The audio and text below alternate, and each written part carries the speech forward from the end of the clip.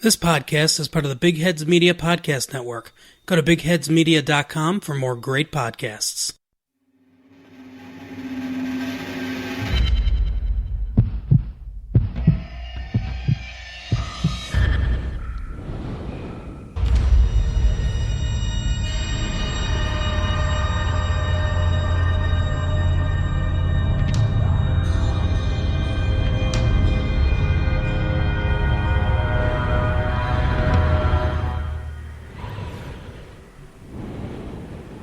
This is Mike.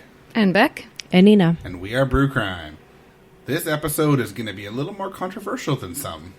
We're going to cover a theme that has become a really big issue these days. I mean, it's always been a big issue, but it seems to be becoming a much larger issue in the world right now. Mm-hmm. So we're going to cover white privilege. Mm-hmm. And it's getting worse, not better, and what the fuck, people. And why do white people suck so much? Yeah. I don't understand it. So I'm going to do the first story today. So the title of my story is Traffic Stops. Absolutely nothing to fear. For some people. Debatable. Yep. All right. So for the beer that I've paired with this is from Taylight Brewing, which is in Port Coquitlam. This is the Double Fist Punch Double IPA. It's 8.2% alcohol. Doesn't say much about the beer on the can. It's got Azacca, Amarillo, and Vic Secret. So all the cheater hops that you find in a lot of the New England IPAs, the juicy IPAs. They're in Poco, and I've never heard of them. Yeah, they're just off of the Maryhill Bypass. Right down by the river. There's actually a park across the street that's on the river. Oh, I was just over there. So I picked this beer more because I'd kind of like to punch the cop in the face that's involved with this story. So that'll make more sense once you check out the website and see the imagery of the can. Yes, exactly. What just the name is Double Fist Punch. Yeah. So this beer is a cloudy. It's not quite as murky. It doesn't look like orange juice like some of the New England IPAs, but it is definitely cloudy orange. It's got that sort of frothy white head. It smells like citrus fruit and kind of tropical and stone fruit. Got kind of that green matter that you get from these like super hopped IPAs because there's just so many hops that are put in after the in the dry hopping. How bitter is it? Not a lot of bitter. It's more bitter than most New England IPAs. It's got a bit of pine and resin in there, but lots of fruit, lots of citrus, some tropical stone fruit. But then there's the resin and citrus pith, almost like a grapefruit pith. For the style, it's fairly high in bitterness, but in general, it's very low bitterness for an IPA. Mm-hmm. It's nice. It's not the best New England style IPA I've had, although it doesn't say New England style IPA. Nina doesn't like it. Yes, she does not like it. I'm not IPA's biggest fan either. I'll take Nina's beer right now. I'll need it for this story. Most people have been pulled over by the police at least once in their life if they drive a vehicle. For many, this is just a routine stop with nothing to worry about. But this is not the case in many places if the color of your skin is anything but white. I have personally been pulled over for having a light out in my car, and I asked the officer if I could get out of my car and check with them.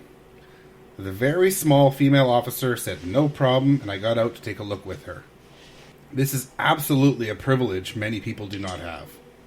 Sadly, I am going to cover a story that is far too often reported, especially in the United States these days.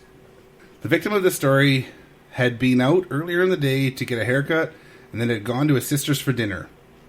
After a nice dinner with his sister, he headed over to his girlfriend's house to pick her up and her little daughter so they could go grocery shopping. After they were shopping, they headed back to his house. This all took place in Falcon Heights, Minnesota, which is a suburb of St. Paul, on July 6, 2016. Oh, that's recent. Yes. Let's even go a little deeper. First with our victim's backstory. He was a 32-year-old man who graduated from St. Paul Central High School in 2001. He was working for the St. Paul Public School District since graduation in 2002. He was working as a nutrition service assistant at Chelsea Heights Elementary School as well as Arlington High School. I think that means he works in the cafeteria. That's my guess. During his time there, he was promoted to nutrition service supervisor at J.J. Hill Montessori Magnet School in 2014. And if I'm right, I think magnet schools are like schools you work to go to, like they're really high-end schools in the States, but I could be wrong. Basically, he was a hard-working blue-collar worker. Let's get their names now that I've spelled out just how normal this day and evening was for the family and how kind of normal they were. Philando Castile was the driver for the car, while his girlfriend Diamond Reynolds was in the passenger seat and her 4-year-old daughter was in the back seat, and she wasn't named. Philando Castile, like many black men, had many traffic stops in the 13 years mentioned in my research, totaling 49 stops. Jesus. That's bullshit. Someone ended up with his arrest, but I am always suspicious of this when prejudice comes into play. Geronimo Yanez, the police officer, radioed in that he was patrolling Larpenteur Avenue, I think that's how you pronounce it, with his partner Joseph Kosser, and noticed, quote, 2 occupants that looked like people that were involved in a robbery. Note, this does not seem to specify a robbery today or recently, just a robbery. I fucking hate your story already. You're supposed to. Yeah, I mean, I feel like we're all going to be vomiting by the end of this episode. Yes, and that's the point of this episode. He was then quoted as saying, "The driver looks more like one of our suspects, just because of his wide-set nose." What the fuck? And he says, "I couldn't get a good look at his passenger." The officers waited for one more patrol car to arrive before turning on their lights to pull over the car. The car was a 1997 Oldsmobile 88 LS with a white paint job. Once the lights were on, the car pulled over and the officer got out of the car. Geronimo Yanez approached the driver's side of the car while his partner Joseph Kosser took the other window. Like always, Yanez asked for Philando Castile's ID and registration. Yeah. Normal. Yep. So he got out his proof of insurance card and the officer glanced at it and put it in his pocket. Okay. Well, I mean, they usually put it in their pocket. Like, they take the ID and stuff, they walk back to the car and they run it usually, right? But why is it in your pocket? Yeah. Castile then told the officer, "Sir, I have to tell you that I do have a firearm on me." Which is exactly what you're supposed to do, right? Yep. In the States, when you can carry and everything. Mm-hmm. Is it, I know they have concealed carry, and what's the other one? It'll get to that a little bit, but Okay. he did have a concealed carry permit. Okay. So he's doing everything he's supposed to be Oh, yeah, up to this he's point. definitely. And I will play some clips later. He is very polite. He is We'll get to it. Yeah. We'll get but to it. Okay. He's definitely not, like, acting sketchy or anything. Mm-hmm. He says that, "Sir, I have to tell you that I have a firearm on me." Before he could even finish the sentence, Yanez placed his hand on his holster and said, "Okay." The next bit comes right from the dash camera video, and what I will guess is a microphone on the officer. Yanez said, "Okay, don't reach for it." Then, "Don't pull it out," Castile responded. "I'm not pulling it out." And Reynolds also said, "He's not pulling it out." Yanez responded, raising his voice, "Don't pull it out." And he quickly pulled out his gun with his right hand and reached into the driver's window with his left hand. Reynolds screamed, "No!" Yanez removed his left arm from the car and fired 7 shots in the direction of Castile in rapid succession. Reynolds yelled, "You just killed my boyfriend." Castile moaned and said, "I wasn't reaching for it." Reynolds loudly said, "He wasn't reaching for it." Before she completed her sentence, Yanez again screamed, "Don't pull it out." Reynolds responded, "He wasn't." Yanez yelled, "Don't move. Fuck." Of these 7 shots fired... 7 shots? 7 shots, yes. Of these 7 shots fired at point-blank range, only 2 missed. 2 of the shots pierced his heart, and from the audio it sounds like some hit his arm also. Yeah. Right after the shooting happened, Diamond Reynolds, obviously a very brave woman, pulled out her phone and live-streamed the next 10 minutes to Facebook. Wow. I'm amazed she didn't get shot for pulling her phone out. No kidding. The But video what the fuck else could she do at that point? Not much. And there's a freaking little child in the back seat of this car. God damn it. Yeah. The video is awful and did bring some tears to my eyes, as you can see Philando Castile, covered in blood, struggling to breathe before he stops breathing altogether. It's awful. We're not going to show it, right? No, I'm going to play a little clip of the audio. It's mostly the shooting part, but it's just awful. The next part I've taken right from Wikipedia, because there's a bunch of quotes, so it's not worth trying to reword the little bits that aren't quotes. Mm-hmm. In the video, Reynolds is speaking with Yanez and explaining what happened.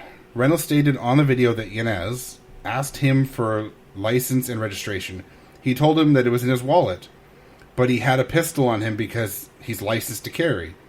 Castile did have a license to carry a gun. Reynolds further narrated that the officer said, "Don't move," and Castile was putting his hand back up. The officer shot him in the arm 4 or 5 times. Reynolds told the officer, "You shot 4 bullets into him, sir. He was just getting his license and registration, sir." And again, like, she's trying to be so polite because, I mean, fuck, what just happened? Reynolds also said, "Please, don't tell me he's dead." While Yanez exclaims, "I told him not to reach for it. I told him to get his hands open." At one point in the video footage, an officer orders Reynolds to get on her knees, and the sound of Reynolds being handcuffed can be heard. Reynolds' phone falls to the ground but continues recording, and an officer periodically yells, "Fuck."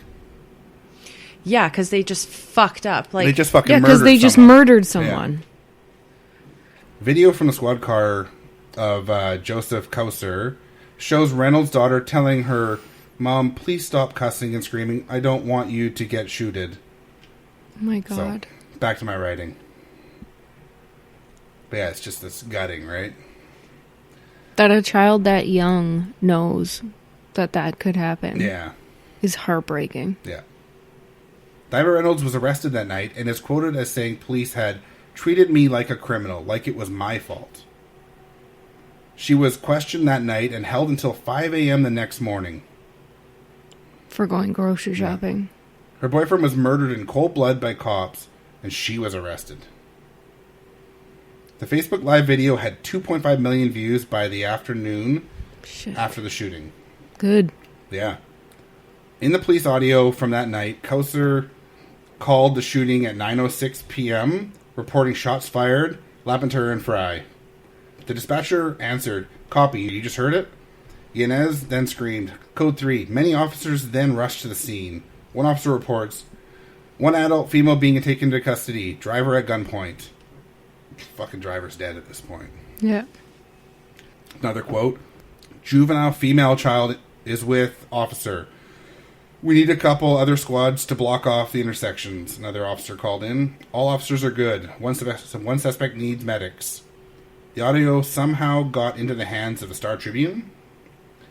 Diamond Reynolds went on to say that officers did not check Castile for a pulse or even see if he was breathing for some time after the shooting.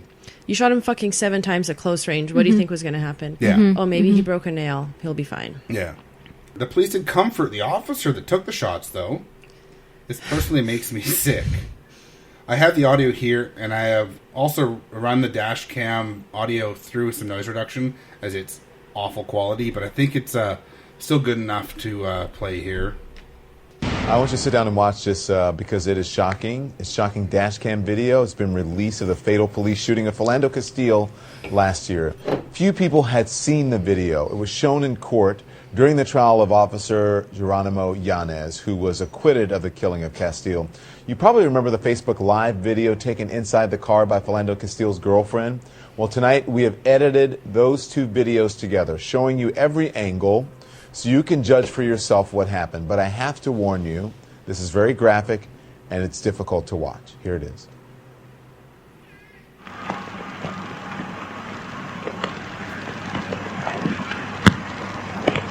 Well, sir. Good. How are you? Good. Reason I put you over to your brake lights are out. So you only have one active brake light, and that's going to be your passenger side one. Your third brake light, which is up here on top, and then this one back here is going to be out. You have your license and insurance?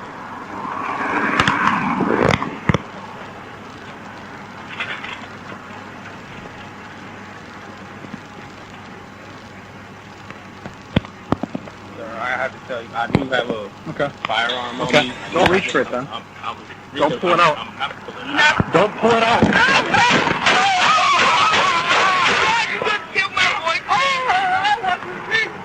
Don't pull it out! Don't move!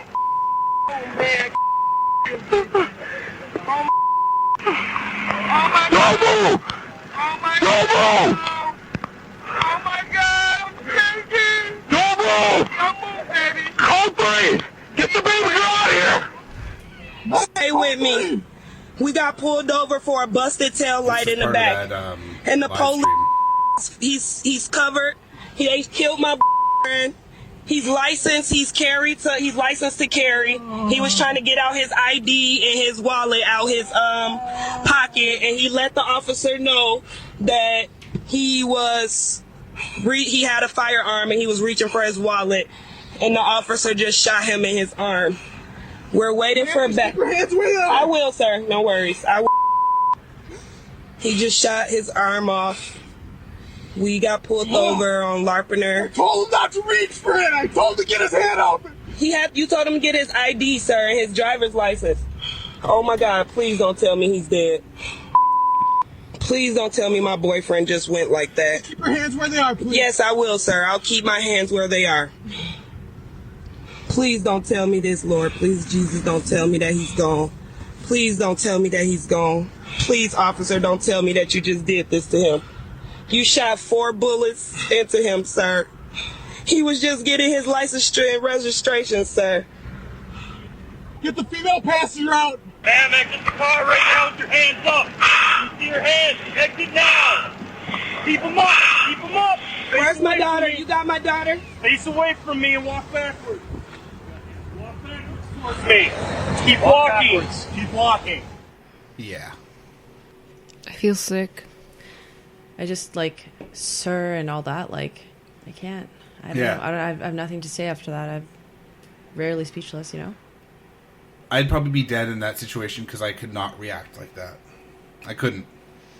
I don't know. I think it's maybe also denial as well, right? If she's just like, oh, he just got shot in the arm or this or that, right? Maybe just you're in shock too. You're like, I can't just believe this fucking just happened, right? Even in shock, I couldn't react like that. That makes it even worse, though. That she knows she has to react like that, even in an insane circumstance like that. That's even worse. Yeah. I agree. So this next part here is about the shooter. It was taken from Wikipedia. I didn't rewrite it. About the shooter? Yeah, about the shooter. So according to the official Minnesota Department of Public Safety's Bureau for Criminal Apprehension, BCA, transcript of the interview of Yanez and his attorneys, Tom Kelly and Robert Fowler, Yanez stated that his justification for the shooting was based on fear for his own life because he believed that Castile's behavior was abusive towards a young girl passenger, Reynolds' daughter, in the car. Yanez said, I thought I was going to die, and I thought if he has the guts and the audacity to smoke marijuana in front of a 5-year-old girl and risk her lungs and risk her life by giving her secondhand smoke and in the front seat passenger doing the same thing, then what? What care does he give about me? The victim's previous marijuana use later became a focus of the defense, with a mason jar containing a small amount having been found in the car. But that had absolutely nothing to do with that point he was pulled over. And they weren't even smoking, it doesn't sound like it. Just he could smell it in the car. Yeah, because pot smell stays in fabric. Yeah. That doesn't mean she was there when it happened. What does that have to do with anything? You're pulled over for a light. Yeah. You say you have a weapon. They're asked for your registration. You reach for your registration. You get shot 4 times. Yeah. Yeah, and if you're pulled over for a light, why does the report say you were pulled over because you look like a bank robber or whatever the fuck you said? I don't even understand why there's debate to this if there's freaking audio and an actual video clip of it. Yeah. What is there to talk about? You shot someone in cold-blooded murder. You fucking murdered someone. That's what happened. I agree. Wait to be more angry. According to local publications, City Pages, descriptions of the BCA conversation, Yanez could never state definitively that he saw the firearm that day. Yanez uses various terms to suggest the presence of a firearm. Yanez states, it appeared to me that he was wrapping something around his fingers, almost like if I were to put my hand around my gun. It was dark inside the vehicle. And seeing the videos, it was not dark out. There was lots of light. At another point, it seems like he was pulling out a gun and the barrel just kept coming. I know he had an object, and it was dark. And he was pulling it out with his right hand. He had it. It was, to me, it just looked big and apparent that he's going to shoot you. He's going to kill you. In his court testimony almost a year later, Yanez was more definitive and testified that he was able to see the firearm in Mr. Castile's hand. Isn't that convenient? And was forced to shoot him. The gun was found to be in Castile's pocket when paramedics were prepared to load his fatally wounded body into the ambulance. In his fucking pocket. I've tried to get things out of my pocket while sitting in the car. Yeah. Can't do it. It's not happening. Not unless it's in my back pocket, which is where my wallet and ID would be. Yeah. So this is the end of that Wikipedia portion. In the end, the Hennepin County Medical Examiner's Office would rule this traffic stop shooting as a homicide and would go on to say that the victim had been shot multiple times. Yeah. He was pronounced dead at 9:37 at Hennepin County Medical Center around 20 minutes after the shooting had occurred. Of course, the governor came out to say that this is not the norm in Minnesota, and he promised to get a complete investigation done. And how did that go? Please. He said that justice would be served. Mm-hmm. Governor Mark Dayton was quoted as saying, "Would this have happened if those passengers would have been white? No. I don't think it would have. He promised to do everything in my power to protect the integrity of the ongoing parallel state investigation to ensure a proper and just outcome for all involved." Mm-hmm. How did that go? U.S. Senator Al Franklin, Democrat, Minnesota, was also quoted as saying, "I am horrified that we are forced to confront yet another death of a young African-American man at the hands of law enforcement." I was worried you were going to say he was on the other side. No. And also, this quote, "I am heartbroken for Philando's family and loved ones, whose son, brother, boyfriend, and nephew were taken from them last night." U.S. Representative Keith Ellison, Democrat of Minnesota, denounced systemic targeting of African Americans and a systemic lack of accountability. And then... obviously what happened. Then, President Barack Obama was not commenting specifically about this murder, but called on the United States to, quote, "do better," and said that controversial incidents arising from the police use of force were not isolated incidents, but rather were systemic of a broader set of racial disparities that exist in our criminal justice system. He also said when incidents like this occur, there's a big chunk of our citizenry that feels as if, because of the color of their skin, they are not being treated the same. And that hurts. And that should trouble all of us. He's understating it. Yeah. Obama, always the classy man, phoned Philando Castile's mother to offer the condolences for her loss. I mean, it's more than any other president that I can think of would do. Exactly. Now I would like all of you to guess the outcome of this murder trial for Geronimo Yanez. It's going to be some bullshit. He's not found guilty. He was in the right for the shooting and... suspended with pay or some fucking nonsense. So, one guess is all you need. Not guilty. His charges of manslaughter and reckless discharge of a firearm. He was acquitted on all charges. Yeah, of course. What a fucking shock. It took 25 hours for the 12 members of the jury, 7 men and 5 women, of which only 2 were black, to come to this decision. And just guess. 2 jurors held out originally on the acquittal, but after further deliberation changed their decision. 2 jurors. I wonder which 2 jurors those were. The rest of them should be ashamed. Yeah. Well, the whole fucking system should be ashamed. In the end, Officer Geronimo Yanez was not kept on as a police officer in the county. Good. And, quote, "the public will be best served if Officer Yanez is no longer a police officer in our city." Yeah, also, he shouldn't be allowed to have a gun at all. But then what, go to another city? Yeah. And that he would not be returning to the police department for leave after the trial. The city intends to offer Officer Yanez a voluntary separation agreement to help him transition to another career other than being a St. Anthony officer.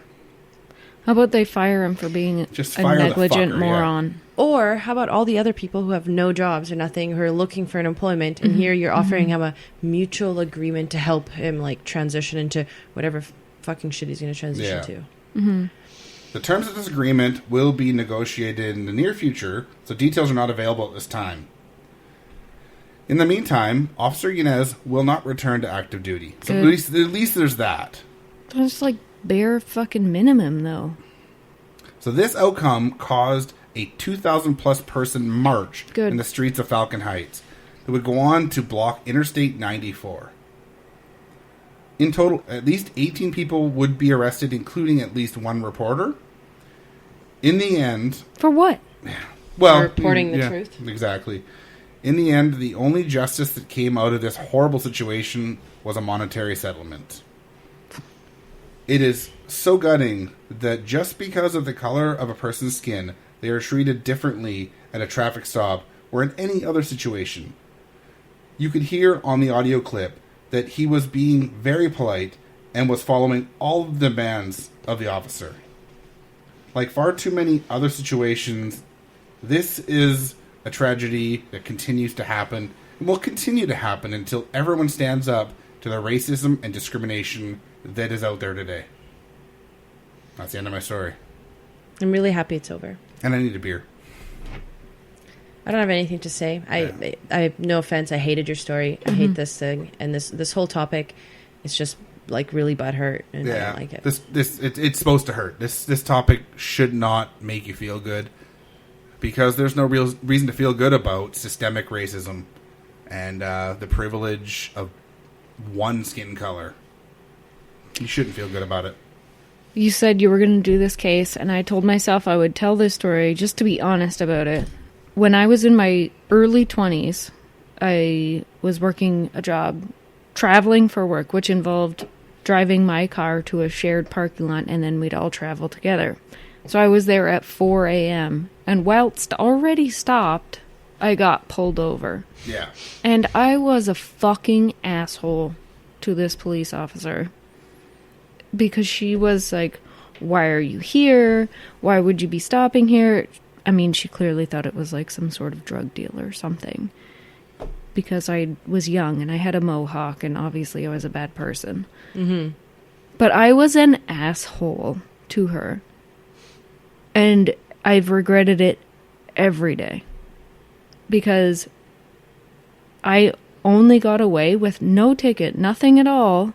Even though I probably had a light out because my car was a piece of shit. Because I'm white. And it's just like, listening to that, he couldn't have done anything more properly. Yeah, exactly. And that's what happened. And it's fucking bullshit. But I mean, it also sounds like the cop was trigger happy as well, right? Like, you're also not supposed to shoot to kill, you're supposed to shoot to disarm. Yeah. So let's, in theory, say he magically saw a gun, which he didn't because it was in his back pocket, and that just did not happen. Mm-hmm. The fuck are you shooting him for that many times and into the chest? If, let's say, shoot the arm where you see the gun. Mm-hmm. Or draw your weapon, because you obviously, and I'm not sure what kind of, Mike, I don't remember if you said what kind of car he was driving or whatever. Yeah. But I feel like standing outside, you have better advantage of just presence and, you know, having the weapon or whatever. Plus you have your backup there who has another weapon. Yeah. End of the day, you have two guns against one. Mm-hmm. Obviously, this isn't even a scenario that is feasible because he didn't pull his gun. It was in his back pocket. It's not a thing. Yeah, he wasn't doing it at all. So I definitely understand the whole, you know, racial side of everything that we're talking about as well. But this is also just a really ill-informed police officer as well. And, like, where is the training in this, right? Like, there's so many other factors other than just the why was there even a shooting? Right. Mind you, one thing, he got pulled over for absolutely no fucking reason. Right.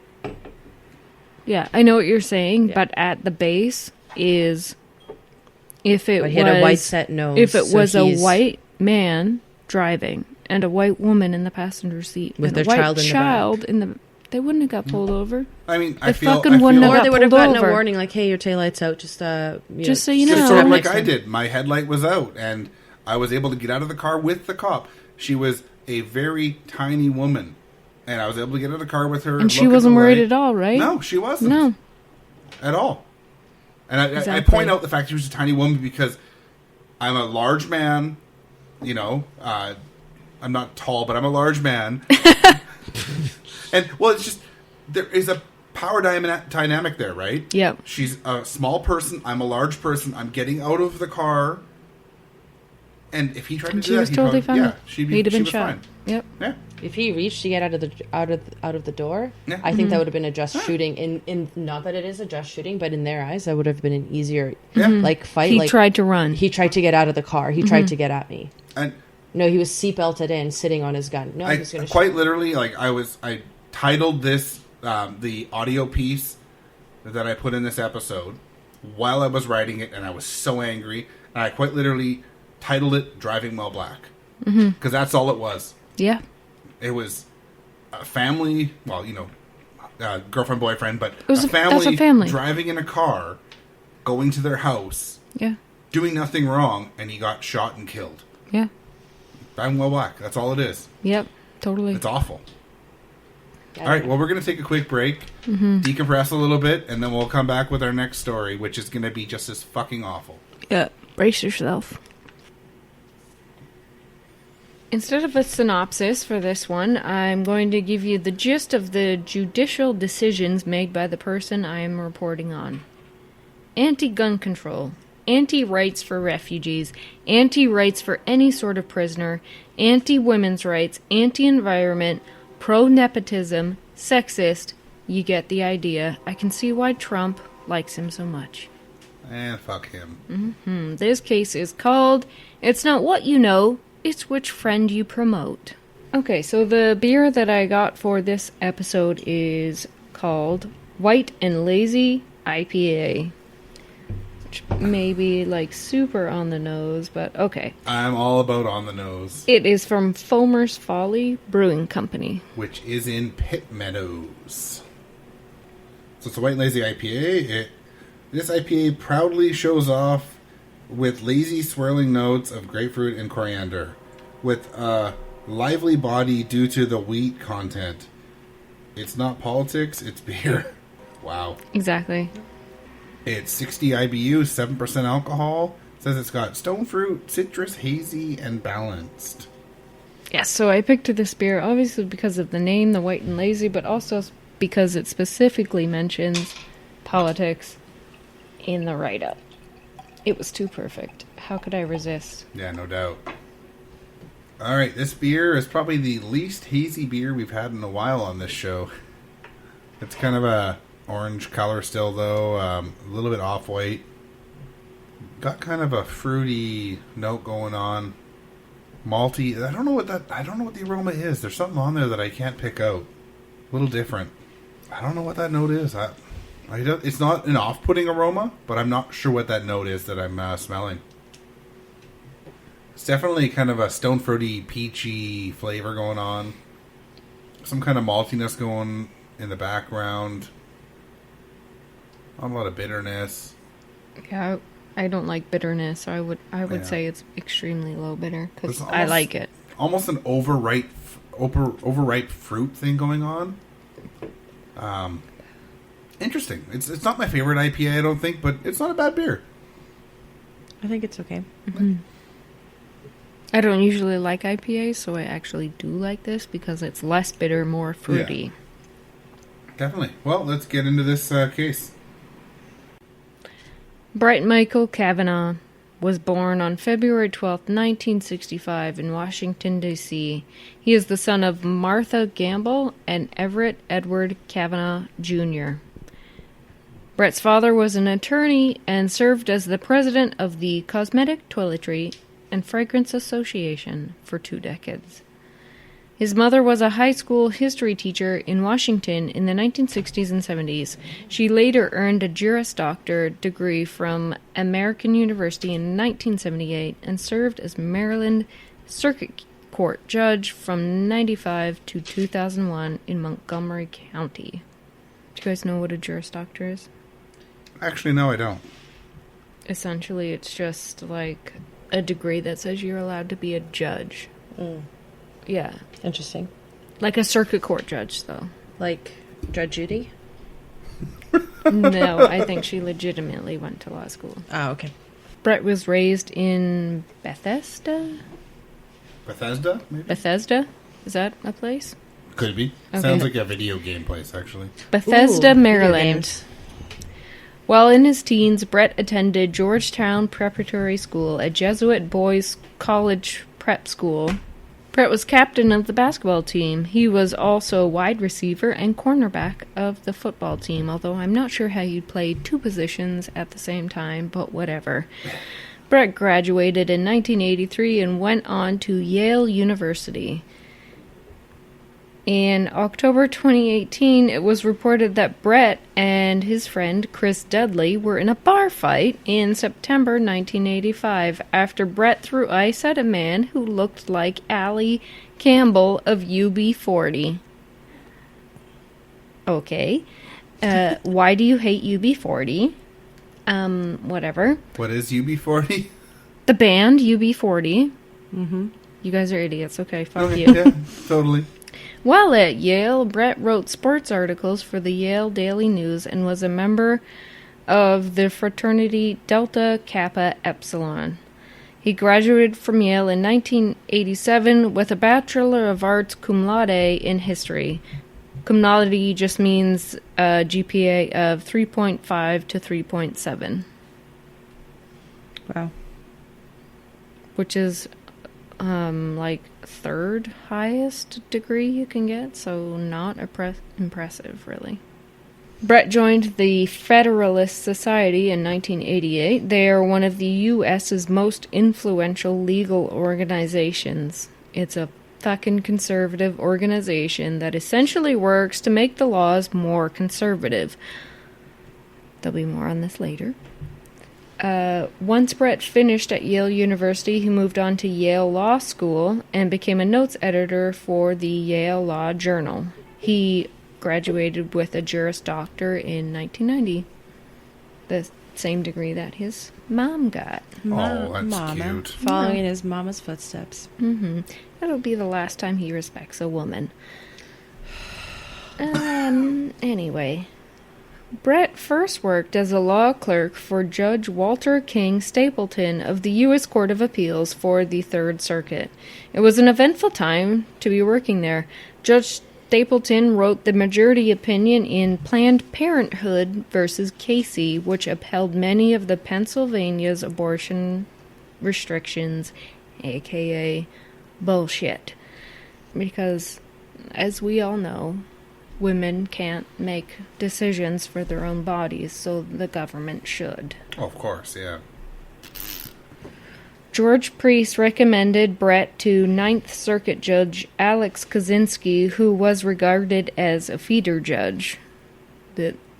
So feeder judge is someone who promotes someone to law clerk so that they can later become a judge who is just like them. Mm. So you're Wonderful. just Grooming promoting, almost. yeah, exactly. Yeah. You're grooming someone who is of the age that they can fill your spot when you retire, so that you have like a mini me Creating someone to just as fuck shit up as shit, you. just like you did. It's just a follower. Exactly. Brett had played basketball with George back when they were at Yale Law. George was a professor at the time, and Brett was a student. So, perfect age difference, right? Mm-hmm. After clerking for Judge Kaczynski, Brett interviewed for a clerkship with Chief Justice William Rehnquist on the U.S. Supreme Court. He was not offered the clerkship. Fail. Yeah. Fuck you. In 1992, Brett earned a one-year fellowship with the Solicitor General of the U.S., Ken Starr. He worked as a summer associate for Munger, Tolles, and Olson that same year. In 93 and 94, he clerked for Supreme Court Justice Anthony Kennedy alongside Neil Gorsuch. They attended the same high school. And with future Judge Gary Feinerman. After his Supreme Court clerkship, Brett worked with Ken Starr again until 1997. He was an associate counsel in the Office of the Independent Counsel. While there, he reopened an investigation into the 1993 gunshot death of Vincent Foster. 5 official government investigations had already ruled that Foster's death by gunshot was a suicide, but that wasn't good enough for Brett. After 3 years, the investigation concluded that Foster had committed suicide. Thank God he was there. Right? Yeah, no shit. No wow. shit. Thanks, Brett. You're a fucking star. Yep. A Princeton University history professor, Sean Willents, criticized Brett for investing federal money and other resources into investigating partisan conspiracy theories surrounding the cause of Foster's death. In 1997 and to 1998, Brett briefly left Starr and went to work in the private practice Kirkland & Ellis. He rejoined Starr as an associate counselor in 1998.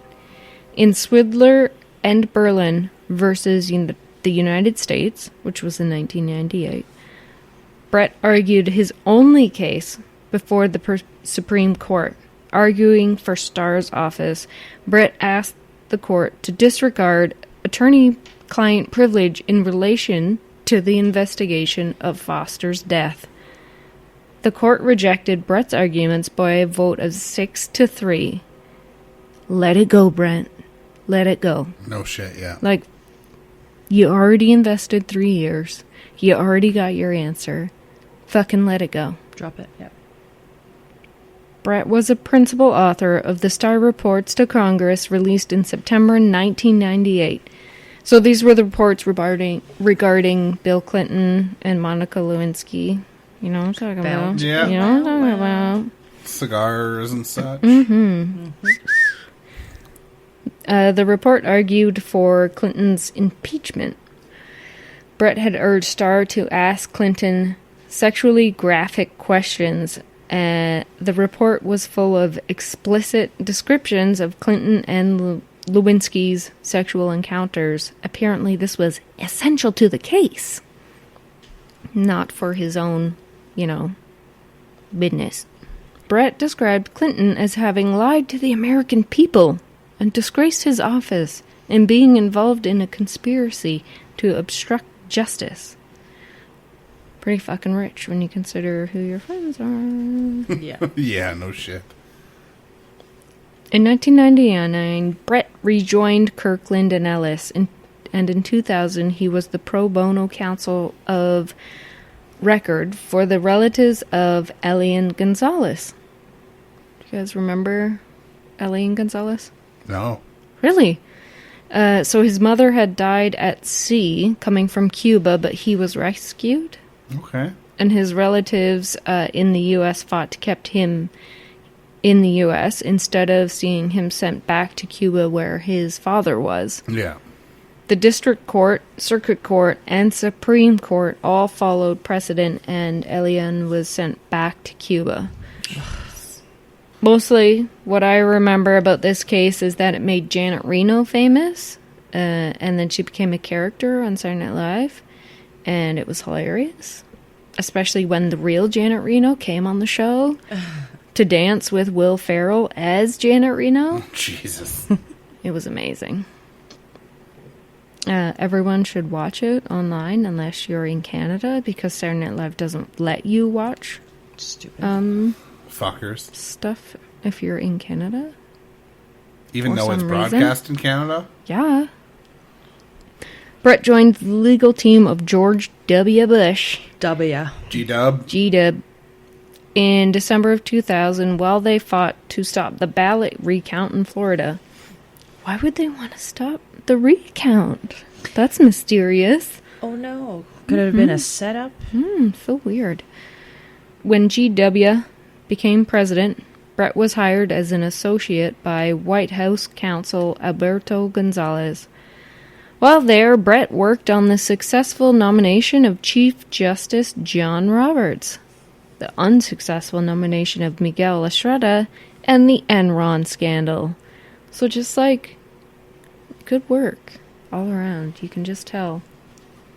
He sure likes to make rich people richer. And to pick them. Yep. In July 2003, Brett started serving as assistant to the president and White House staff secretary. He was responsible for coordinating all documents going to and from the president. That's a lot of power. Yeah. Eventually, Brett held a position which involved judicial appointments. Both John Roberts and Samuel Alito were Federalist Society members and appointed at this time. What a strange coincidence. Quinky dink. Isn't that weird? GW nominated Brett to the U.S. Court of Appeals for the District of Columbia Circuit on July 25th, 2003. Quick note, Brett and Ashley Estes, the personal secretary of GW, were married in 2004 and have 2 daughters. Cute. Oh, they met at work. Isn't that nice? Aww. Brett wasn't actually sworn in until 2006 because of pushback from Democratic senators who said he was too partisan.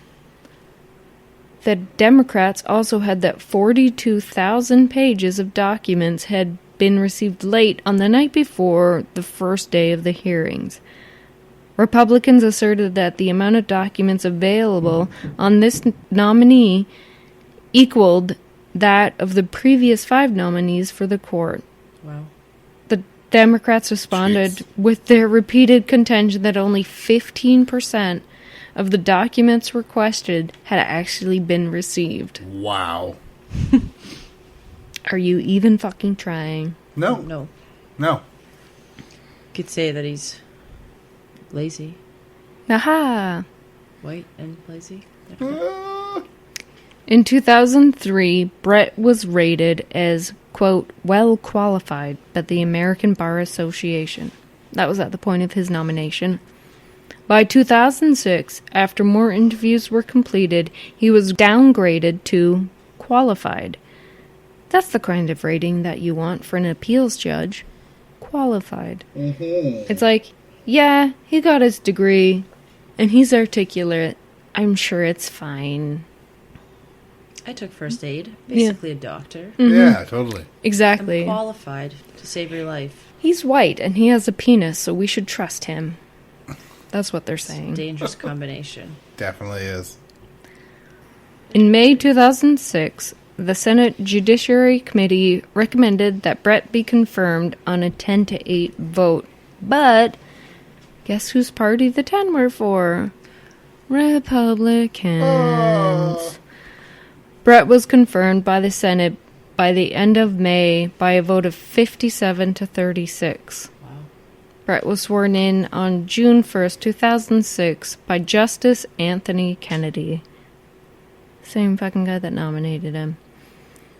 He was the 4th judge nominated to the D.C. Circuit by Bush and confirmed. He began hearing cases on September 11th and had his formal investiture by the 27th. Less than a year after he was sworn in, the first scandal popped up. Senators Patrick Leahy and Dick Durbin accused Brett of lying to the Judiciary Committee when he denied being involved in formulating the Bush administration's detention and interrogations policies. If he actually had nothing to do with it, then why, in 2002, did he tell multiple other White House lawyers that he didn't believe that Supreme Court Justice Anthony Kennedy would approve of denying legal counsel to prisoners detained as enemy combatants? So why this is important is that the man that he set himself up to replace, he put rules in place that he knew this man wouldn't agree with, so he set himself up to replace this man. So he could set the rules and be there in time to vote to pass his own rules, which would deny legal counsel to prisoners. Mainly prisoners, like mainly Guantanamo Bay prisoners. Yeah. Wow. And then he claimed that he had nothing to do with those rules. Of course, yeah. Who, him? No. Me? I did not know that woman. No. Yeah. Same kind of bullshit. I did not have sexual relations with that woman. Same kind of bullshit excuses. On July 9, 2018, motherfucking Trump, nominated Brett to the U.S. Supreme Court as Anthony Kennedy's replacement. Boo!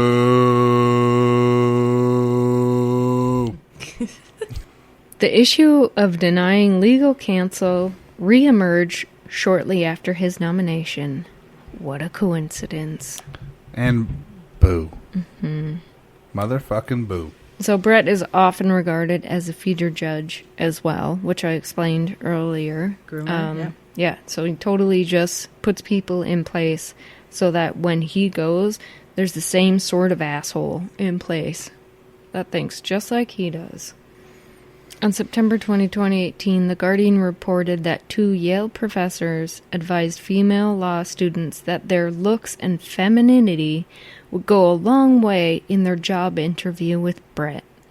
They were advised to, quote, exude a model-like femininity. Jed Rubenfeld stated that Brett, quote, hires women with a certain look. Blah. I don't know why the fuck it matters what Didn't you know look like he if was you're a fucking lawyer. Didn't know he was a restaurant. When Brett was first nominated to the Supreme Court, Christine Blasey Ford, a psychology professor at Palo Alto University, contacted the Washington Post and her local congresswoman, Anna Eshoo, with accusations that Brett had sexually assaulted her when they were in high school. So the next paragraph is relatively graphic if people want to bloop bloop, skip ahead. On September 27, an additional day of hearings had to be held to address the allegations. Christine alleged that while at a house party when she was 15, Brett, who was 17 at the time, as well as another student, Mark Judge, were both visibly drunk. When she went upstairs to use the bathroom, they locked her in one of the bedrooms and turned up the music. While there, Brett pinned her to the bed, groped her, and tried to take her clothing off while Mark stood there and watched. Brett placed his hand over her mouth to prevent her from screaming. This made it difficult for her to breathe, and she feared that Brett was not only going to rape her, but possibly unintentionally kill her as well. She escaped when Mark jumped on the bed and accidentally knocked them all to the floor. I want to punch this guy in the fucking face. I mean, you're being kind if you're punching him in the face. Double punch? Last beer we had? Kick him in the dick and punch him in the neck without even thinking about it. Anyway, Brett categorically denied all of these allegations and claimed they were retaliation for his hand on the Starr reports against Bill Clinton. Okay. Okay. I mean, she doesn't know them, and you're an idiot, but okay. Brett deflected all questions about his drinking habits in college by bringing up his Ivy League education, sports activities, and academic accomplishments at that time. That makes sense, because successful people don't drink. Nope. Of course not. Right? Everyone knows that. In response to his answers, more than 2,400 law professors signed a letter which stated that the Senate should not confirm him because, quote, he did not display the impartiality and judicial temperament requisite to sit on the highest court of our land. Translation, he threw a temper tantrum like an impudent little toddler. And a piece of shit. Senator Jeff Flake's vote in support was conditioned on the full Senate vote being delayed for a week to allow an FBI investigation of these claims. Trump ordered a supplemental investigation. It was sent to the Senate on October 4th. The senators were allowed to read it one at a time, singly, in secrecy. Oh, of course, because in secrecy is a great idea. The Democrats felt the investigation was a farce as key witnesses were admitted at the White House's discretion. Oh, of course. Yeah. Not sketchy at all. It's totally fine. No. Yeah. It's called a White House for a reason, right? Trump's response was, of course, to tweet about it. from his point of view, his white privileged male point of view, if the assault had truly taken place, she would have reported it at the time. Of course she wouldn't, because fucking power and privilege of this asshole. Yeah, clearly he's completely unaware that sexual violence and rape are literally the most underreported crimes, which is a really fucking lucky thing for him. Yeah, exactly. I just hate this topic so much. I know. You should. We all should. Like they just I will get into my case too, but just the perception of like the coin I saw was like rape culture. Yeah. That's why we're doing exactly this episode. what it is. This is why we're doing this episode. Like there's victims who go through maybe not even something as traumatic as, you know, a sexual assault or something like that, who bottle it and never report anything. Mm-hmm.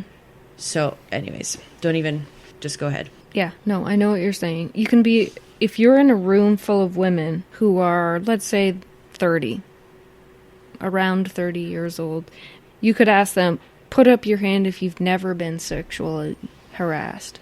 No one's going to put up their hand. No, not one. Not one. That's the society we live in. Yeah.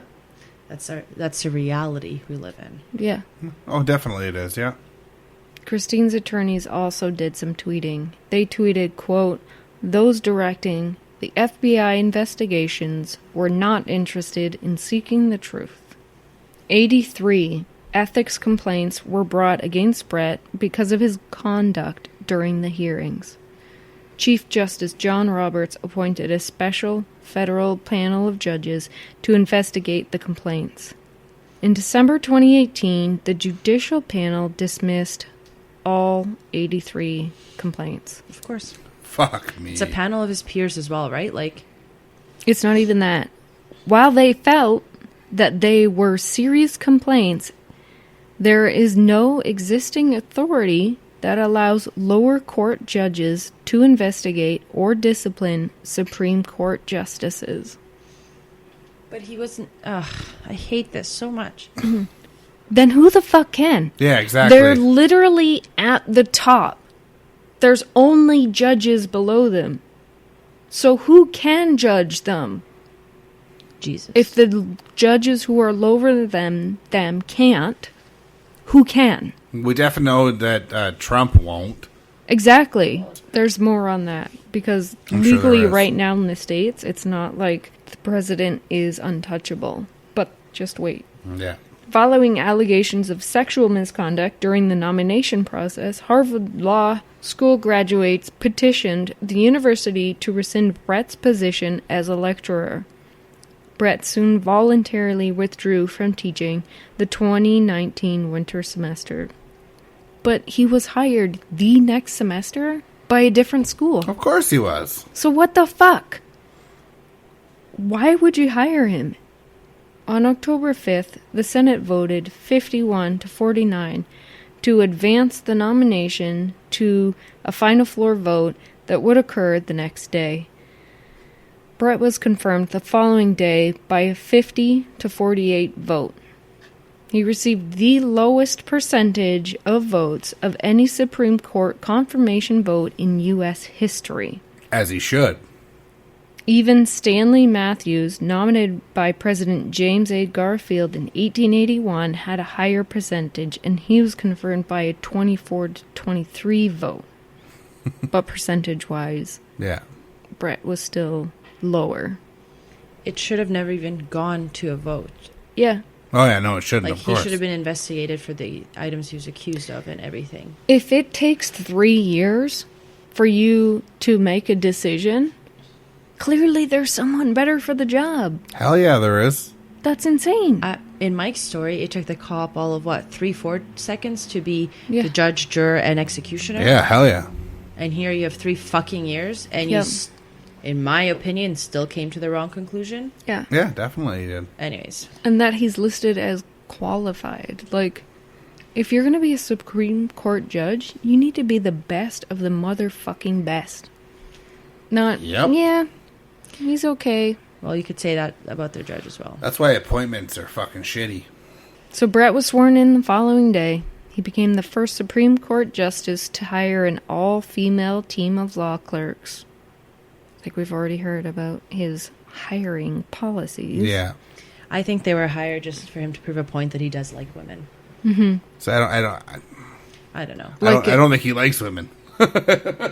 Yes, but to prove a point, you hire what you're accused of disliking, right? In 2009, Brett wrote an article for the Minnesota Law Review arguing that Congress should exempt U.S. presidents from civil lawsuits while in office. Fuck that. He argued that a president could still be impeached by the House of Representatives, convicted by the Senate, and then criminally prosecuted after leaving office. He believes the U.S. would have been better off if President Clinton could have, quote, focused on Osama bin Laden without being distracted by the Paula Jones sexual harassment case and its criminal investigation offshoots, end quote. It's pretty fucking rich coming from someone who did the distracting. They know shit. Like, when Brett was nominated, this article got a lot of attention because, wouldn't you know it, at just the same time Trump's 2016 presidential campaign was subject of a federal probe by special counsel Robert Mueller. And he's trying to, like, sneak in. Of course, yeah. President shouldn't be at risk of civil lawsuits. Because I know not my president's... best friend, no. Exactly. So then I have a 7 and a bunch of 8s because my cat walked across the laptop while I was trying to write. Aw, homie. Mm-hmm. But the moral of the story is that it doesn't matter how mediocrely qualified you are or how many people accuse you of sexual misconduct, as long as you are a rich, white, conservative male who surrounds himself with like-minded, rich, white, conservative males, you can do whatever the fuck you want. And to quote the Wine Crime Gals, fucking patriarchy. Fucking patriarchy. I hate this show. I hate this topic. Yeah. I hate this story. And I don't know. All right. Now that you're done, that means I have to go. Yeah. Well, let's take a quick break. We'll get another beer, and then Nina can hate her life and do her story. Yep. Hey, this is Beck of Brew Crime fame. Well, not fame, but you know what I mean. I'm here to talk to you about Podcoin. We both know that you're going to listen to podcasts no matter who tries to stop you. You aren't the boss of me, Mom. This is the first podcast app that pays you to listen to your favorite podcasts. You can get the free Podcoin app on Android or iPhone, and it's super simple to use. You gain Podcoins that can be donated to charity or used to buy gift cards from places like Amazon or Starbucks. You're going to listen anyway, so why not make some cash while you're at it? If you use the invite code BREWCRIME, you can even earn 300 bonus Podcoins just for signing up. You're welcome. So run, don't walk, to Podcoin and sign up now. So, I mean, throughout the episode, I've of course mentioned how just like I just don't like this topic. I definitely agree it's something we need to talk about. It's something that needs to be acknowledged. Something people need to know is happening, and I don't know how you wouldn't realize it's a thing. So for my case, I decided to pick Brock Turner, who in some media outlets has been called, poster boy for getting away with rape.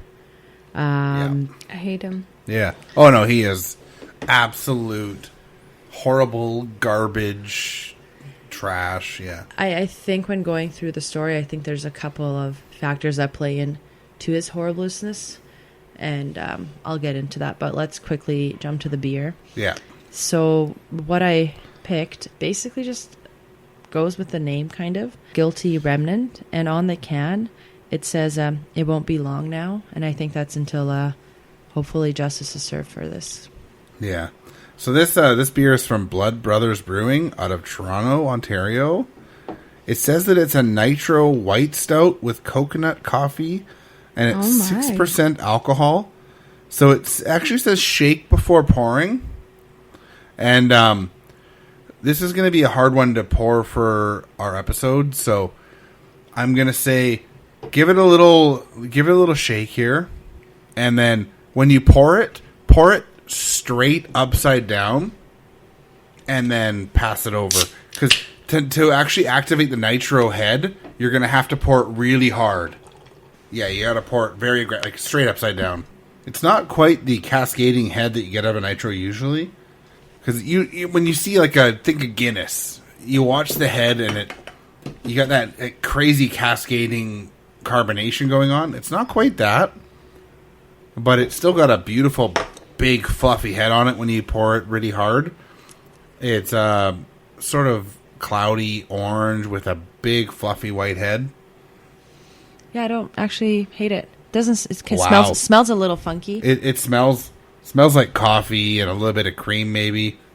It smells really roasty, sweet. Maybe some lactose. I don't know if this is a milk stout or not. I don't think so. I don't think so either. Maybe it's the coconut. Maybe that's why I'm getting kind of that sweetness. On the flavor, there's lots of coffee. It's kind of creamy, coconutty, sweet. Very little roast on the flavor. Kind of fruity in the background. It's a nice beer. What do you think? I mean, I don't hate it. I think it's okay. It's a little bit tough on the nose. It smells a little, as I said, funky. Yeah. I'm just not used to the smell, but it's okay. You're a bit more basic for beer, right? What about you, Beck? I didn't try it yet. I'm waiting for it to settle. Oh, it's settled enough. It's a nitro beer. You don't want it to settle too much. Debatable. Give it a sip. I don't like how it smells. It's fruity. It's coffee. It's malty. It tastes much better than it smells. It's creamy. Mm-hmm. It's sweet. It's very creamy. Coffee coconut is accurate. Yeah. I like this beer. I haven't had a ton from these guys, but I've heard a lot of really good things, and I'm not a problem with this beer. It's nice beer. It's definitely different. Yeah. Okay. All right. Get into this shithead. Yeah, I've been dreading this. And she's not lying. She has been fucking dreading this and hating the fact that she has to do this story. Yeah.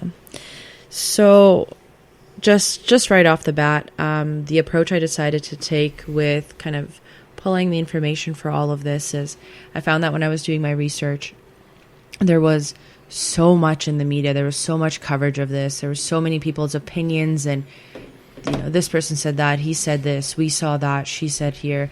I decided just to focus specifically on what was in the People versus Turner case file. So it's heavily going to be quoting things that I saw on Wikipedia. Of course, we'll share a link that just has all the resources for that. Personally, I found it just really difficult to, I don't know, necessarily make the story my own because I feel just so biased with how much I dislike this person. So I'll definitely be quoting, as I said, Wiki really hard. And I'll be following kind of the same format of how they presented it and then just bringing in a couple of other things as well. A couple of things. So obviously, I know we're talking about white privilege, and I mentioned it earlier in Beck's case too about rape culture and how that's kind of turned around and made maybe more of the center as opposed to there was an assault that occurred or anyways, an incident that had occurred. Mm-hmm. Another thing that I also found interesting while researching this case is something that I've seen in media before is when someone who's been accused of a crime, so this is accused prior to being found guilty, and then obviously once found guilty, if they end up being found guilty, that the way that they're presented in the media is more like, drug addict does this, ex-con, relapsed and did this, yeah. Or, this person did that, and everything that I found about Brock, it was just, maybe I shouldn't say everything, but maybe 95% of the material I found was varsity star, athlete, top athlete. Yeah. Rape at the end, right? The way that he's just continues to be introduced into the media is that, this shining white trophy son. Where and I bet it was like college pictures or family photos or whatever instead bullshit. Of and some not his motherfucking mugshot. Mugshot, yeah. It depends. A lot of it was that. A lot of it was with him leaving court, for example, like in like a suit or something. He by no means looks. He doesn't look rough. Like he doesn't look like he's gone through the ringer. Not necessarily. I mean, he doesn't look stoked on life, but I think from some of the media things I've seen in the past and how other people are, presented. It's the mugshot, the bad images, the orange jumper, accused rapist, XXX accused rapist, date is set for trial. This is varsity star swimmer, assault charge or rape charge, whatever, right? Way to know how to hide swim. it at the end. I'm psyched for you. Fuck you. Yeah. So, and something else I was really, curious to learn, which I didn't originally know, is he actually even had a prior record, which I find that when people I didn't know that at all. Yeah, so I'll get into that. Not If he was black, he would have. Oh, hell yeah. That's the thing. So it's like, anyways, let me just fucking get Let's this over rewind with. a little bit, yeah. So Brock Turner was born August 1st in 1995 in Dayton, Ohio. He graduated from Oakwood High School in 2014, where he was a 3-time All-American swimmer. At the time of his arrest, Turner was a 19-year-old freshman at Stanford University, and he was actually enrolled there in a swimming scholarship. Wow. During this investigation and all of that, police found many photos and messages on Turner's cell phone that indicated extensive drug use, including LSD, ecstasy, marijuana, obviously alcohol abuse and use. And in fact, Turner was arrested in 2014 for possession of alcohol while under legal age. So even he was arrested, he was charged or whatever, received something under that, but he still got a scholarship. I mean, how many underprivileged youth do you know that have promising careers and get caught with whatever tiny amount of weed or alcohol, whatever, and then that's their future. Joint, and that's it. That's their future. It's gone. Usually once they have anything, even a hint of possibly an issue, there goes the scholarship. Like, for example, in Mike's case, there was a hint of weed smell in the car. Mm-hmm. So he must have been a murderer. Yeah, it's fucking pot. Let it go. Anyways, so another thing with Turner's as well, background is he also comes from, an affluential white family. Of course right? he does. Of course so he does. they have, they're known in the community. They're, from everything that I've seen, well-liked. They're affluential people. So I think that kind of plays into maybe his mindset of, what are you going to do? Because look who my dad is. Look who my mom is. Like, look who, we're pillars in the community. That whole bullshit story. Totally. So to go back again, as I said, obviously I'm just going to go heavy into presenting this the way that it was laid out in the court files. So let's just start with actually what happened. 2 Swedish graduate students, Peter Lars Johansson and Carl Fredrik Arndt, were cycling by Kappa Alpha fraternity on the Stanford campus at about 1 a.m. on January 18th, 2015. As they were biking by, they actually saw the assault occurring. According to them, they surprised Turner behind a dumpster on top of an unconscious woman. They testified that they confronted him asking, "What the fuck are you doing? She's unconscious." According to Johnson, Turner quickly got up and started running away. Arndt went to the woman just to see if she was even breathing. Yeah. While Johansson actually chased Turner, tripped him, and held him down, maybe about what they're saying here, about 75 feet, so 23 meters away from the dumpster, asking him, "Why are you smiling?" I want to give these guys a high five for, calling this fucker out. Yeah. Good for them. This guy is a piece of garbage. But I from what I understood, it's just they were just more what the fuck is going on here? You're behind a dumpster. We'll get into her level of consciousness and how it was described by paramedics. Yeah. But from what my understanding is, how I envision what they saw is just like a rag doll, right? She wasn't there. Oh yeah, she wasn't there. Mentally, she wasn't dead, but she was basically not there. Yeah. No. Turner testified later on that he was laughing because he actually found the situation, and I quote, ridiculous. There was another bystander who was at the dumpster who noticed the kerfuffle going on and actually went and helped hold him down until police came. It was campus police that originally arrived. They questioned Turner right away at the scene and arrested him. The deputy sheriff who was then brought in went to the victim. Just to be clear, the victim's name was never given, so I'm going to refer to her as Doe. Yeah, that makes sense, yeah. Yep. Yeah, and her name is nowhere. No, never and found it anywhere. even if you found it, you shouldn't out it because it was never given. Yeah, totally. No, absolutely not. So the deputy sheriff actually went to the victim, and she was unconscious at the scene. When she arrived at the hospital, she did not respond to shouting or being shaken by the shoulders. Jesus. She was out. Yeah, she's toast. Yeah, she's out.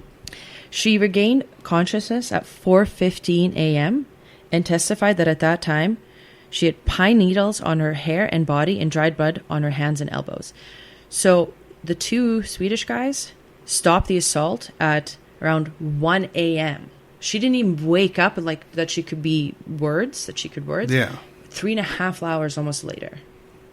I want to beat this guy up. I'm not a violent person. In an interview with police, she said she didn't recall being alone with a man at the night. She didn't consent to any sexual activity. At the hospital, the victim was found to have abrasions and erythema, which is redding on her skin. One nurse who administered a sexual assault response examination at the hospital determined that she had experienced significant trauma, physical injury, bruising, etc., penetrating trauma, including piercing and cutting injuries. Turner and the victim had attended a party at Kappa Alpha fraternity earlier that night. The victim's sister actually testified that Turner, who previously was known to her, obviously because they attended the school together and all that, had approached her twice and attempted to kiss her. She pulled away, and she even said that she actually doesn't remember Turner leaving with the girl, with Doe. Yeah. According to a police report compiled in the morning after the incident, Turner at first told the police that he met the victim outside the fraternity house and left with her. He also stated he didn't know what her name was and that, and I quote, would not be able to recognize her if he saw her again. Wow. Pig. Fucking pig, yeah. According to Turner, and this quotes him, they were drinking beer together at the Kappa Alpha house. They walked away from the house holding hands, and he took off her clothes and fondled her while she rubbed his back. Turner said that he got nauseous and told her he needed to vomit, and he got up, started walking away to throw up, and then he heard another person saying something to him which he couldn't understand, then heard that same person talking to a different person, a foreign language. So here come my two Swedish guys. He also denied running from the two guys. During his trial testimony, he said that they were just drinking beer, dancing, party, and they were going to go back to his place. So none of this happened. The reason that he moved away from her is because he had to go Chundi, and these guys just happened to be there. I think when it comes down to it, if you're so fucking drunk, you don't remember, don't have sex with anyone because there's no consent at that point. Yeah. Like, don't be a fucking piece of shit. Yeah. Well, if there is no double yes, then it's a no. And if you It's have a no fucking idea no. what's going on, there's no double It's a yes. no. It's a no. I don't know why that's complicated. Yeah. Like, Let me just keep going here. Yeah, I know. Turner continued stating that the victim slipped on a slope behind a wooden shed. He got down on the ground to start kissing her. He then said that he asked her if she wanted him to, and I quote, finger him. Apparently she said yes. He stated that he fingered her for a minute as they were kissing, and then they started, and he quotes, dry humping. Turner testified that he stumbled down an incline where he was confronted by the students, where they called him, "You're sick. What do you think this is okay?" And he testified he had no idea what they were talking about. They said they grabbed him, but Turner said that he broke away because he was like, why are they trying to tackle me? He's lucky he didn't get his fucking face pounded in by these two guys. yeah. He is. Both prosecuting attorney Alea Kinersi, I think it's pronounced, and the victim alleged that Turner's narrative during trial and testimony was fabricated. It was just full of shit. They argued that to the jury, he was able to write a script because, and this is quoting them, he was able to write a script because she has no memory. But just because you wrote the script doesn't mean that knowledgeable jurors have to believe it. Doe described the testimony as presenting a strange story that almost sounded like a poorly written young adult novel. Yeah, when someone's so fucking drunk or high or whatever, or drugged, yeah, they're not going to know what's going on. Yeah, so that brings us to the discussion of consciousness.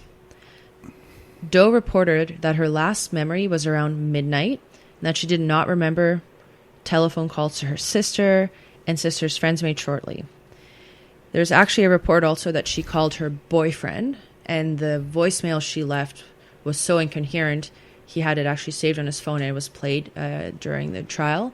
And the jurors were able to determine, like, she made absolutely no sense. Yeah. And this was before the 2 Swedish guys stopped the assault that was occurring.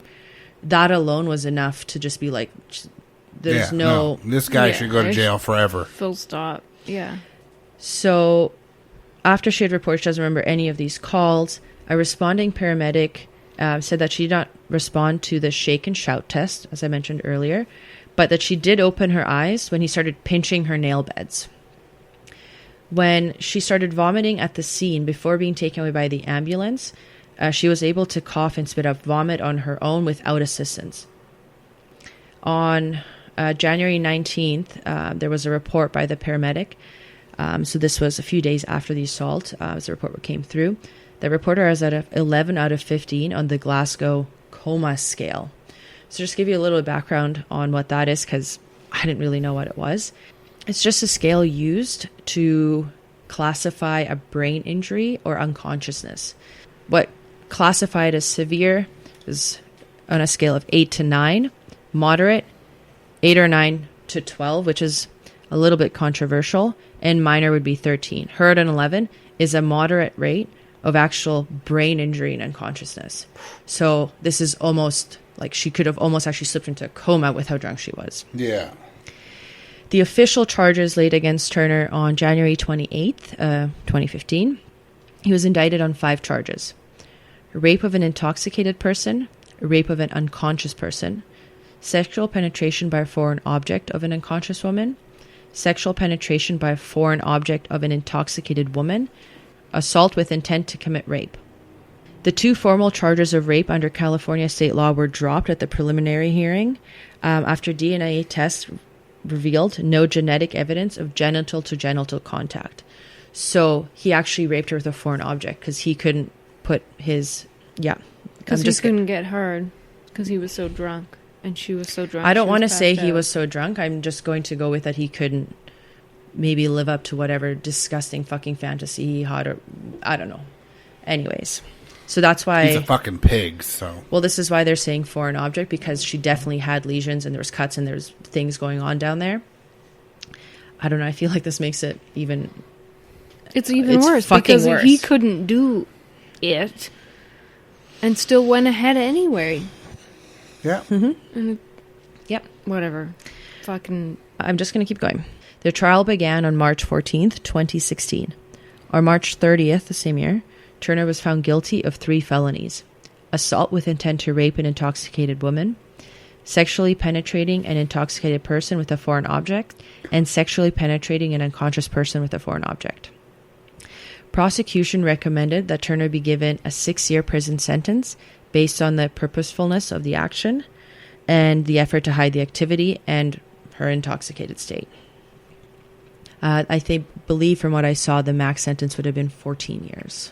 Max sentence should be like 30. Like, fuck you. But Santa Clara County probation officials, included his probation officer, Monica Lesetret, recommended that Turner receive, and I quote, moderate county jail sentence with formal probation based on Turner's lack of criminal history, youth, and expression of remorse. Okay. So he had actual criminal history because he had underage drinking. Yeah. So he's fucking young. He's still an adult because he's 19. He's in university. And expression of remorse. She slipped behind the dumpster. He slipped. He was laughing at the scene. What remorse? And then he raped her. Yeah. Yeah, no, fuck him. Like, found laughing. That's not remorse. Because he thought that it was ridiculous. What woman would even consent to behind a dumpster? Mind you, anyways. I'm really mad that these 2 men that found him did not beat the fucking living shit out of him. I am very happy that they didn't, though, because it proves an even bigger point of how good humanity can be. Yeah. Because they took the moral high ground.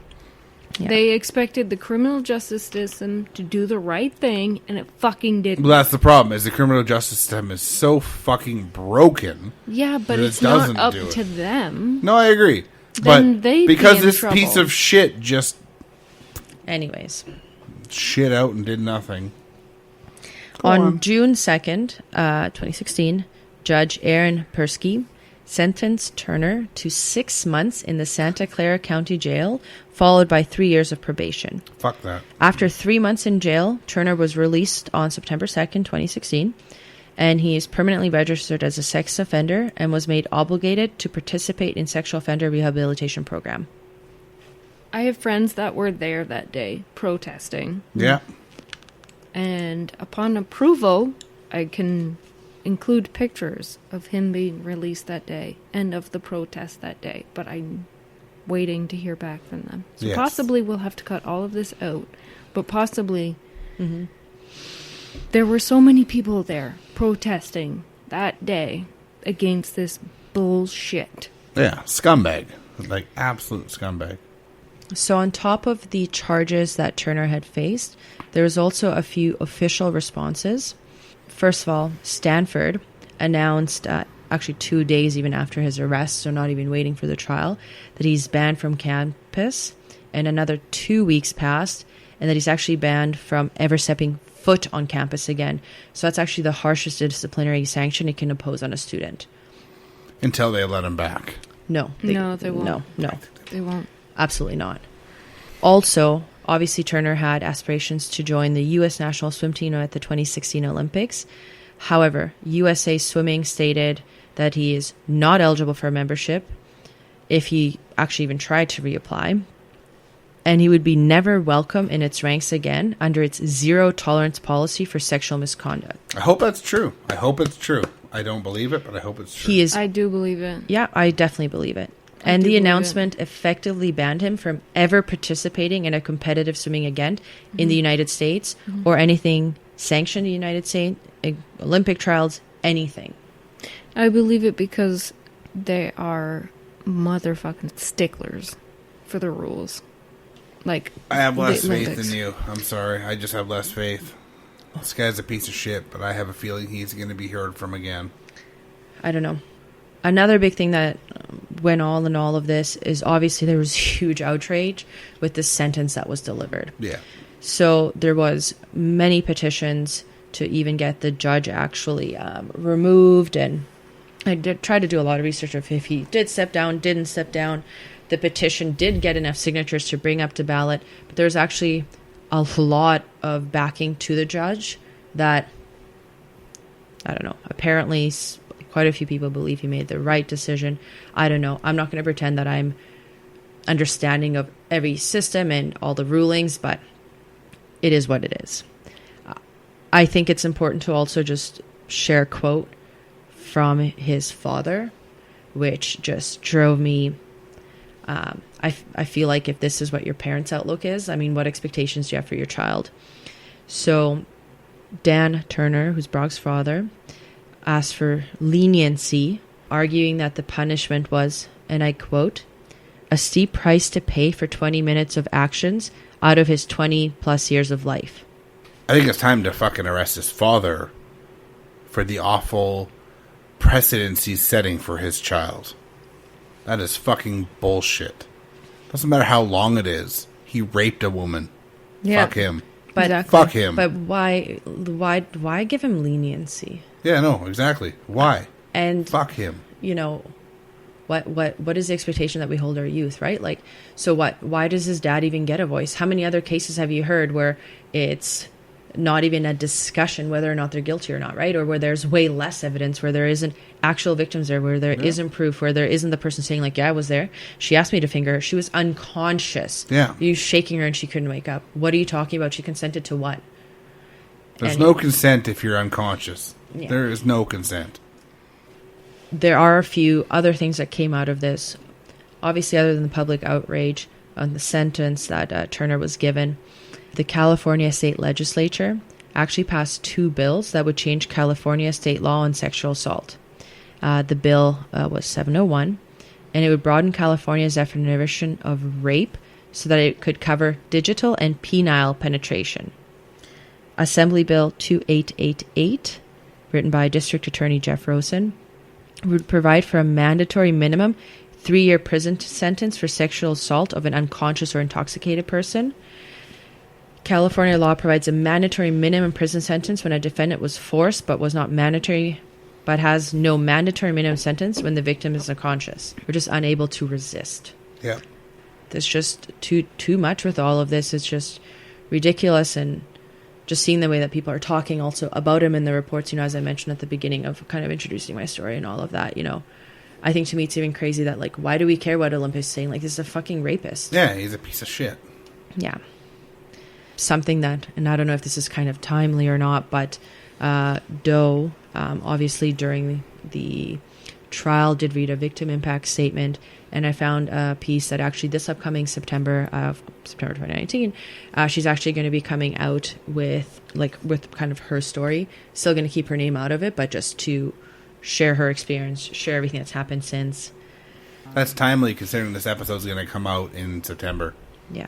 I'm looking forward to hear this side of the story. Yeah. Another thing, just to note as well. So anyway, we talked about earlier, like the pictures that they use, obviously, when they're talking about, it's bullshit. Well, something that is interesting, which I was a bit surprised to see, is actually a thing, because I assumed that they would just use like his nice pictures, because obviously he has many from these, you know, swimming events that he attended and all of that, like professional, quote unquote, professional pictures. The second edition of a criminal justice textbook called Introduction to the Criminal Justice by the University of Colorado, Denver, actually uses Turner's mugshot to accompany a photo in the entry that defines rape. Good. So that's really awesome and everything, but like the maximum sentence for rape, which is what he did, is 20 years in prison. So what the fuck? But why is he not there for 20 years? But I think also, like, if we talk about, you know, what his dad had said, you know, if their mindset is, you know, 20 minutes of action, it's like we're so behind the times that we're not even acknowledging that a rape occurred. We're acknowledging that, like, a miscommunication occurred and they were both drunk. No. But I think that's the angle that they were trying to take. Another thing that I saw, which, and I'll try to, you know, obviously source everything, whatever, but Turner's lawyer tried to argue that they had a outer course. What the fuck is outer course? Outer course? I understand the saying, no means no, but that's not enough. The realness of it is, if there is no yes, there should be no action. Only yes means yes. Only yes means yes. Yeah. Exactly. Only yes means yes. Yeah. I think, to me, something else that was missing and that I didn't see here is, so she doesn't remember leaving with him. How did he get her behind the dumpster? Did he drag her? Did he take her there? Did he kidnap her from where he saw her walking? That to me isn't clear. I believe in obviously, you know, no means no, and unless you actually say yes, it's then a yes, and no answer doesn't mean yes either. Exactly. But I think in this particular case, there wasn't even consciousness. No, it's beyond that. It's so far beyond that. I'm sorry, but there is almost no situation, I don't think, in life, period, where sex behind a dumpster is going to be a yes. Well, I mean, that's everybody's gross. Into something. Everyone's into something, and we're not going to shame anyone. I couldn't. But only yes means yes. Only yes means yes. I guess to just come full circle around, you know, to the kind of topic that the topic that we have of our episode was if he had been, you know, anything but white, I think this would have been treated differently. If he wasn't of a higher social class and social status, if his parents, you know, obviously he didn't have a public defender. No, God. No. Definitely a very expensive private defender. You know, it's his Ivy League school had to take time to make a decision. Yeah. And I believe they made the right one. They did everything they could. Mm-hmm. Obviously, the Olympics responded, you know, USA swimming team, you know, all of that. But it's just like... But the actual law did not respond. Not even necessarily the law, but like, what the fuck do I care about his potential swimming career? Why the fuck isn't he in jail? Well, come on. Yeah. I was happy to find at least he was registered as a sex offender. At least that did come through. I don't think he should be there. From what I saw too, and maybe I'm wrong, I don't know that he necessarily had other like accusations of assault, but for devil's advocate, let's say this was his first. This is fucking horrific. Yeah. Right? Doesn't matter. It absolutely does not matter. But I'm thinking if this is where his starting point is, like, what the hell could he potentially end up doing? Oh, yeah. And, I guess, time will tell. If you're willing to rape an unconscious body behind a dumpster, what are you going to do next time? But that's my thing. It's not just a body behind a dumpster. How did it get there? Yeah. How did he get her there? Did he lure her there? Anyways, Right. I absolutely hate this case. I've been dreading talking about it all day. I dreaded writing it. I just don't even know. Yeah. Anyways, that's everything I had for today. This has been a tough episode for all of us. The only thing that I do want to say about that piece of shit judge is that because of local protests and whatever, he's not a judge. But in this state anymore. Is that correct? Or because I saw some conflicting reports where it was particularly here he was removed. Yeah, he was recalled as a judge, so he can't. But in that state is what. So that's yeah. That's I mean, I don't know what his. Yeah, that's fair. That's I don't know where I what his found- current status is as a judge, but I just want to give credit to the people in the area because they were like, the fuck? You don't represent what I think. Yeah. You're clearly an imbecile. But I think also what came from that, it's amazing the petition, amazing, the public uproar of like, are you fucking kidding me? Yeah. But, which is why I didn't want to talk too much about it because I found conflicting things of that it was recalled, but he could be a judge in a different state. But the other thing too is, okay, so you got this one guy out, but there are so many people who went up to bat for him who said, well, it's maybe a fair sentence because he had no prior assault convictions before. No. That means you have many like 6 months, though? 6 months. I when the maximum sentence is 20 years? I fucking absolutely Fuck agree you. with you. But this is a picture of a bigger problem. So what? Yeah. You got the No, I agree. Oh, no. That's the reason why we have this episode is because of it's a picture of a bigger problem. Yeah. So that would be that. And I'm over this topic. Yeah, now that we're all riled up and we're Yeah. not going to sleep tonight. That's Yeah. our episode. Yep. If you're not angry right now, then something's wrong with you. Yep. Because this episode should piss you off. And that is the aim of this episode. Because white privilege is bullshit. It doesn't matter what color you are. We should all have the same privilege. Or what color you are, what social class, Class, you're at, whatever it is. economic status, nothing. The Yeah. whole point of the law is, the law is blind, which is why she wears a little thing supposed over to be her equal. eyes because Yeah. we're equal. And well, we're not. No. We're not. Yeah. So yeah. Exactly. And if you are not pissed off about this, you're part of the problem. Exactly. So be angry. Go to your Congress. Go to your local government. Cause trouble. Because we need to change this. Doesn't matter if it's Canada, U.S., Europe, whatever. Doesn't matter the if amount- it's a topic that you're passionate about. Yeah. If you even mildly think it's wrong, it's fucking wrong. Yeah. And especially if you are Caucasian. Yeah. You are the people that have to get out there and yell to everyone that'll listen to change this bullshit. Because it needs to change.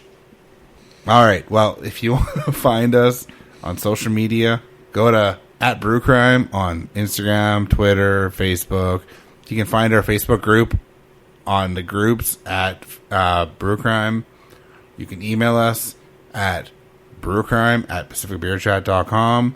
You can find us at brewcrime.threadless.com. You can buy our shirts, sweaters, skateboard decks, full skateboards, shower curtains, whatever the hell you want. You can support us on Patreon at patreon.com/brewcrime. So shout out to our Patreon supporters. We got 3 Beers In podcast, Amber, Ange, Nina's mom, and the phase of our lives. So thanks to our Patreon supporters. They're helping us upgrade our equipment, do our best to bring you more content, and just make the show better. So And thanks buy us pizza.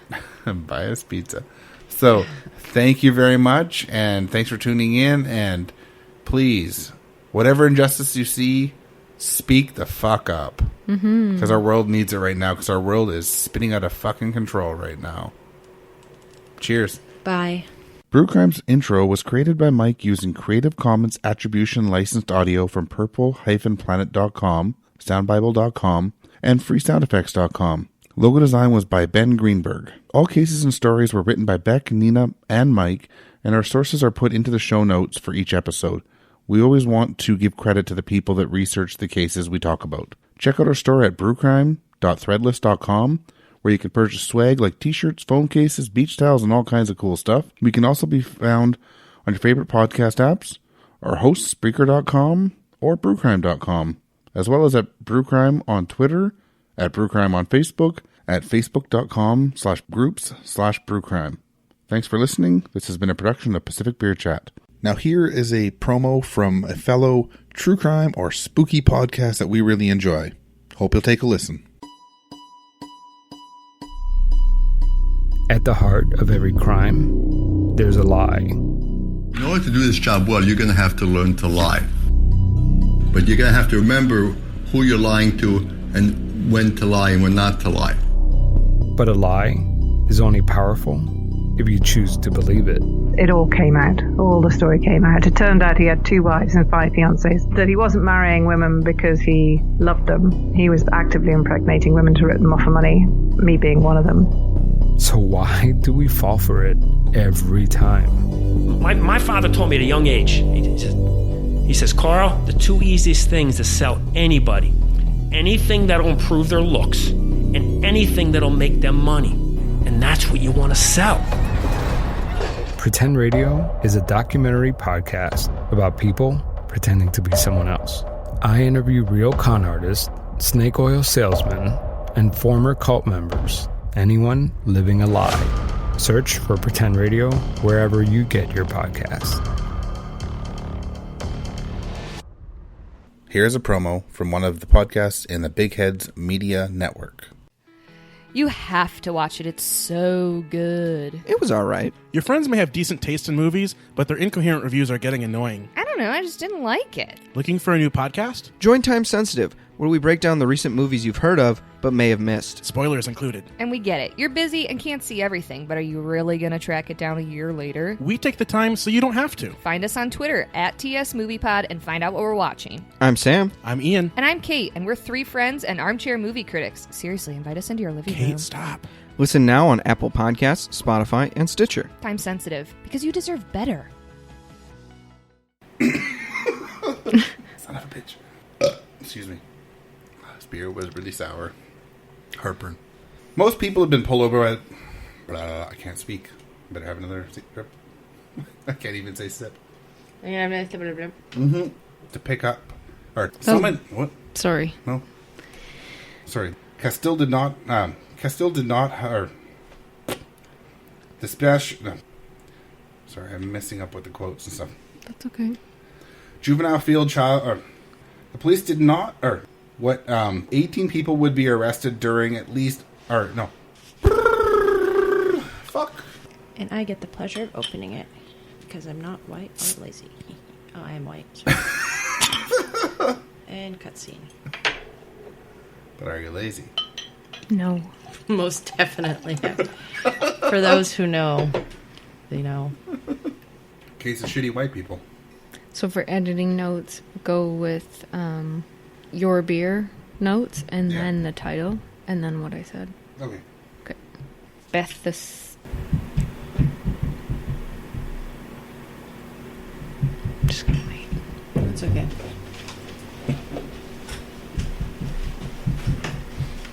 I'm so sick of that. Why are you on your phones? Because I'm trying to look up what this band is. Guilty. He worked as a summer sushi... No. Summer sushi? Sushi. Focusing on how far away my mic is. Supreme...